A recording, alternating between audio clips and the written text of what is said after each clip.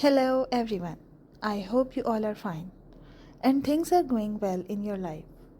So, after a long time, I'm finally back with a book review.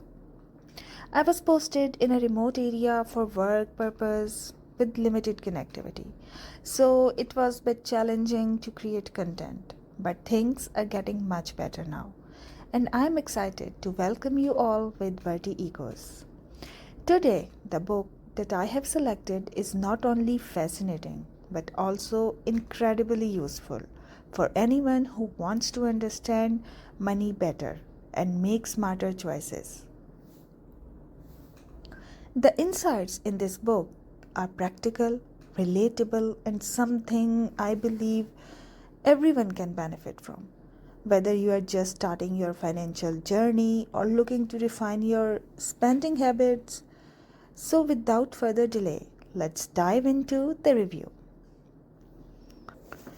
We all spend money, but how often do we ask ourselves if our spending actually makes us happier? Today, we are diving into Morgan Housel's newest book, The Art of Spending Money. A book that isn't just about budgets or investments, it's about the choices that make money meaningful. By the end of this video, you will see why this book is a must read for anyone who wants to spend smarter and live richer. First, let me tell you about the author.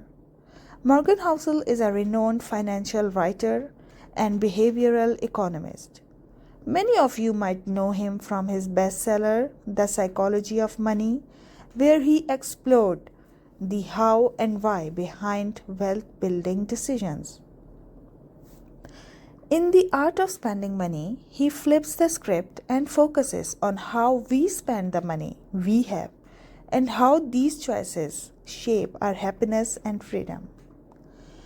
Let's dive into The Art of Spending Money. So, unlike most finance books, this isn't a step by step guide, it's a thoughtful exploration of human behavior. Housel argues that spending wisely is less about rules and more about understanding your values, avoiding social pressures, and aligning spending with what truly matters to you. The book basically covers themes like spending for utility versus status, avoiding lifestyle inflation, minimizing future regrets, understanding emotional triggers in spending, uh, and making choices that reflects your personal definition of wealth. First, I will tell you the key lesson 1. Spending for meaning, not status. One of the biggest takeaways from this book is that money spent for status rarely bring lasting happiness. Housel point out that buying something just to impress others, like the latest designer handbag, the newest smartphone, or a flashy car, might give you a temporary thrill, but it doesn't create meaningful value in your life. That movement of pride fades quickly, and before you know it, you are chasing the next purchase to feel the same high again. Instead, the book encourages us to spend in ways that genuinely enrich our lives through experience, learning, and relationship.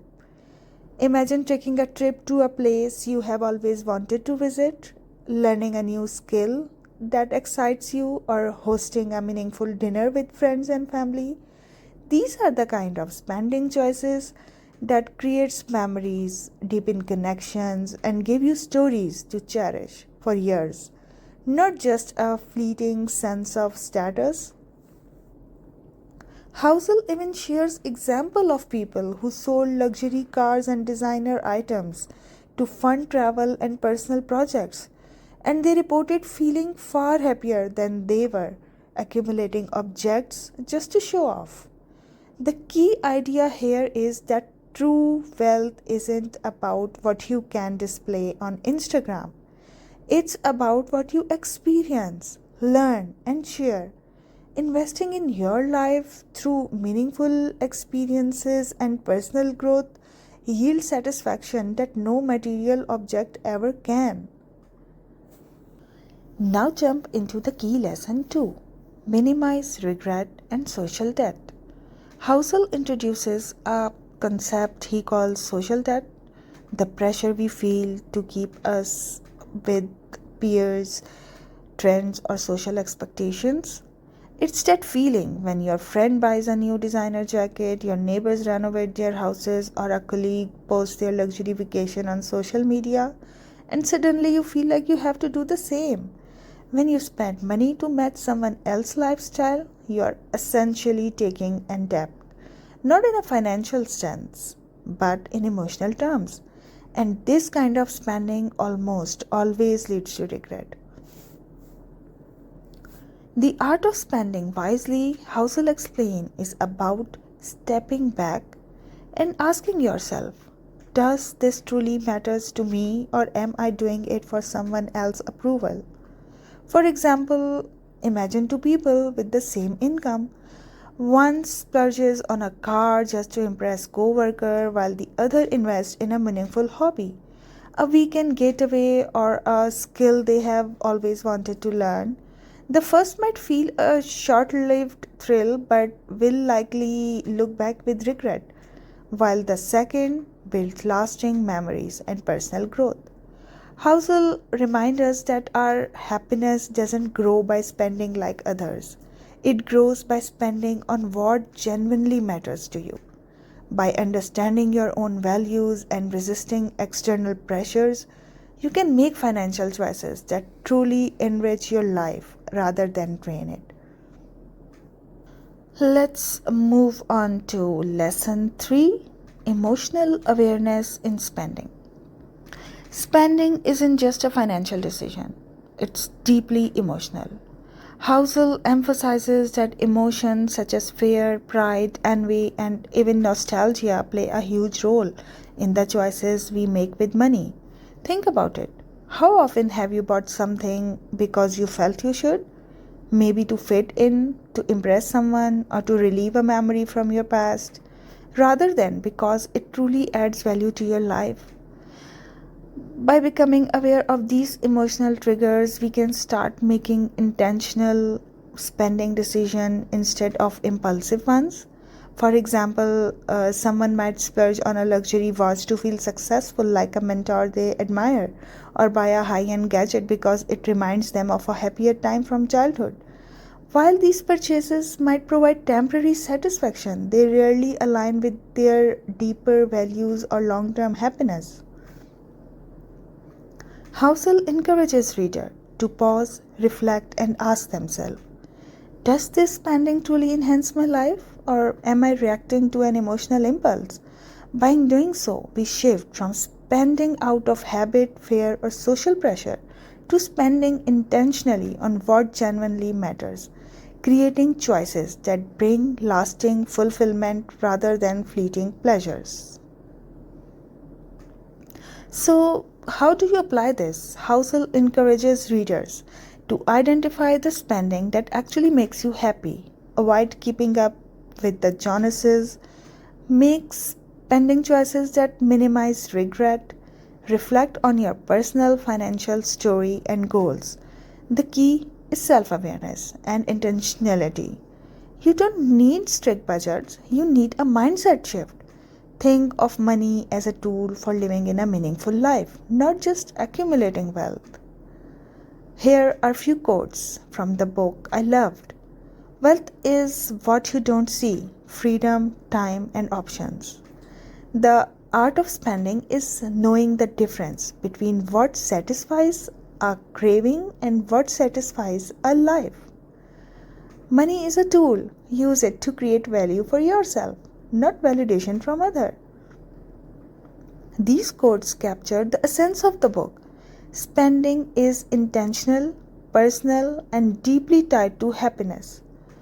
Now let's take a moment to talk about the pros and cons of the art of spending money.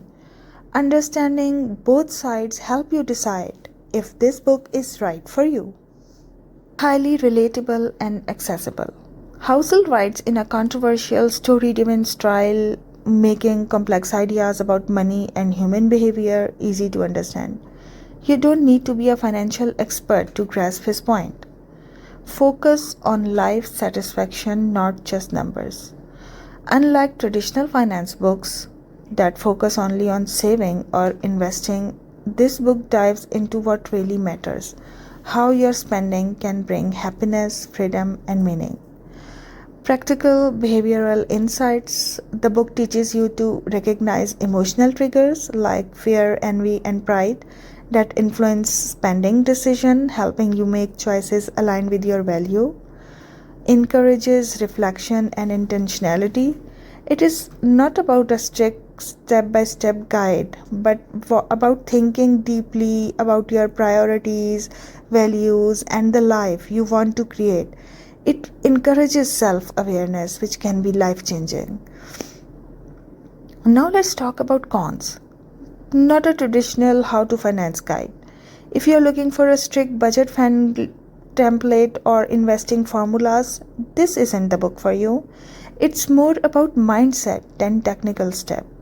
Some ideas may feel familiar for those who have read Househol's previous book, The Psychology of Money. A few concepts like the role of emotion in financial decisions might feel familiar. The insights are powerful, but the book won't automatically change your spending habits. You need to actively reflect and apply the idea for real life impact. Overall, the pros far outweigh the cons. If you are willing to engage with the ideas thoughtfully, this book can completely shift how you view money, spending, and happiness. I will conclude that The Art of Spending Money is more than a finance book. It's a guide to living intentionally. Morgan Housel challenges us to rethink our relationship with money and focus on spending that brings real satisfaction. If you want to transform not just how you spend, but how you think about money and life, this book is for you. If you have read it, tell me in the comments what's the most surprising insight you got from it. And if you haven't, are you going to pick it up now? Don't forget to like, subscribe, and hit the notification bell for more book reviews like this. Thank you.